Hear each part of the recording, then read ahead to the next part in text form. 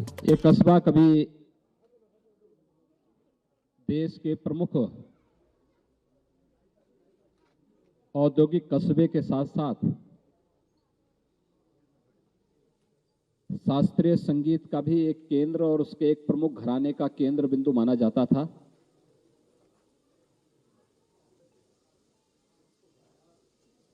उन्नीस सौ 90 के दशक के प्रारंभ में राजनीति के अपराधीकरण और पेशेवर अपराधियों के राजनीतिकरण का दुष्परिणाम कैराना और कांधला जैसे कस्बों ने झेला है। यहां पर हिंदू व्यापारी और अन्य हिंदुओं को व्यापक पैमाने पर प्रताड़ित करके यहां से पलायन करने के लिए मजबूर कर दिया गया था। देश के अंदर ये समाचार काफी सुर्खियों में भी था। 2017 के बाद अपराध और अपराधियों के प्रति जीरो टॉलरेंस की नीति के तहत सरकार ने जो कार्रवाई की थी उसके परिणाम स्वरूप इस कस्बे में शांति आई। बहुत सारे परिवार वापस आए हैं। 2017 में जब मैं यहां आया था तब यहां के लोगों ने मांग की थी कि सुरक्षा की दृष्टि से यहां की चौकी के सुदृढ़ीकरण और यहां पर पीएसी एक बटालियन की स्थापना हो। चौकी के सुदृढ़ीकरण की कार्रवाई पहले ही हो चुकी थी और यहां पर पीएसी की एक बटालियन की स्थापना की कार्रवाई के लिए आज मैं स्वयं यहां पर आया हूं और कुछ उन परिवारों के साथ भी मैंने संवाद किया है जो पिछली सरकारों के राजनीतिक अपराधीकरण के शिकार हुए थे। उसमें से ज्यादातर परिवार वापस आ चुके हैं। उनमें एक विश्वास जगा है और हमारी सरकार ने इस बात के लिए यहां के हर एक परिवार को आश्वस्त किया है कि सरकार अपराध और अपराधियों के प्रति जिस जीरो टॉलरेंस की नीति के तहत कार्य कर रही थी वह हमारी रणनीति निरंतर आगे भी चलेगी और यही आश्वासन देने के लिए आज मैं स्वयं इस कैराना कस्बे में भी आया हूं। बच्चों के अंदर, महिलाओं के अंदर एक विश्वास देखने को मिला है और ये विश्वास अवश्य रंग लाएगा, क्योंकि अब एक कैराना कस्बा आपराधिक गतिविधियों का नहीं बल्कि विकास की प्रक्रिया के साथ तेजी के साथ आगे बढ़ा है। यहां की जो मांग थी कि यहां पर अक्सर जाम होता है, आज बाईपास बन रहा है। औद्योगिक इकाइयों का यहां पर पुनर्गठन के साथ साथ नई इकाइयां लग रही हैं।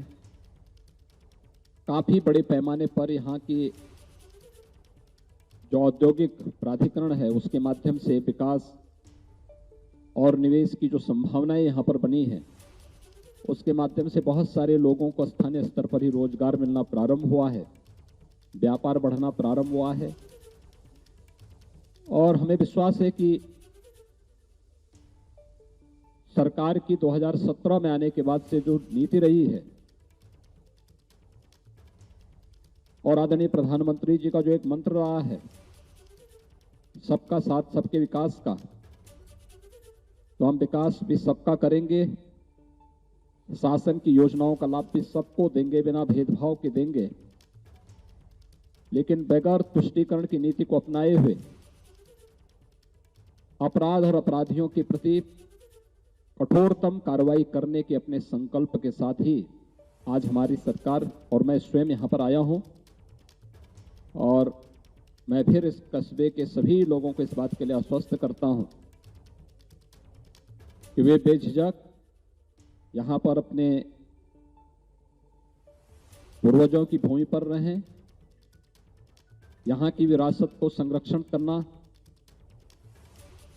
और साथ साथ यहाँ के व्यापारिक और औद्योगिक माहौल को और तीव्रता के साथ आगे बढ़ाने के लिए सरकार हर प्रकार का सहयोग करेगी। पिछली समाजवादी पार्टी सरकार के समय जिन परिवारों को क्षति पहुंचाई गई थी, उनके परिवार के सदस्यों की निर्मम हत्या हुई थी। मैंने जिला प्रशासन से इसकी पूरी रिपोर्ट मांगी है। उसमें से बहुत सारे दोषी कार्रवाई उनकी हो चुकी है। सरकार उनको कुछ कंपनसेशन भी देगी, मुआवजा भी देगी, जिससे वे लोग फिर से यहाँ पर अपने व्यवसाय को और अपने अन्य आर्थिक गतिविधियों को बढ़ा सकें और हर व्यक्ति शांतिपूर्ण तरीके से, सौहार्दपूर्ण तरीके से यहाँ पर रह सके।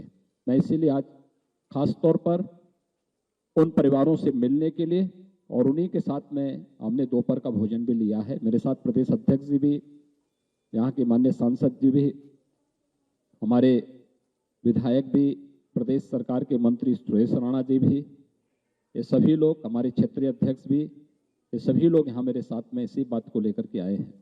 धन्यवाद जी।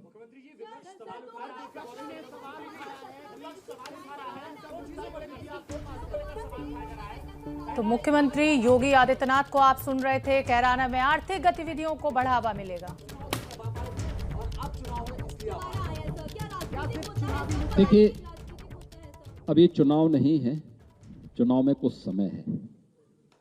दूसरा, मैंने आपको पहले ही बता दिया था, यहां पर पुलिस चौकी के सुदृढ़ीकरण की मांग थी, वो हम पहले ही कर चुके हैं। पीएसी की नई बटालियन के स्थापना के लिए आज मैं यहां पर आया हूं। मेरा यह दायित्व बनता है कि हर पीड़ित व्यक्ति से मैं मिलूं, और पीड़ित अगर हिंदू है तो उससे मिलना गुनाह नहीं है, और मैं इसीलिए उन पीड़ितों से मिलने के लिए आया हूं जिन्हें पिछली सरकार के समय में प्रताड़ित करके पेशेवर अपराधियों ने यहां से प्लान करने के लिए मजबूर कर दिया था। सरकार की वर्तमान में, हमारी सरकार की जब 2017 में आने के बाद अपराध और अपराधियों के प्रति जीरो टॉलरेंस की नीति के तहत जब सरकार ने कार्रवाई शुरू की, वे सभी परिवार अपने को सुरक्षित महसूस किए वापस आए हैं, और आज उन सभी लोगों से ही मैंने यहां पर मुलाकात की है।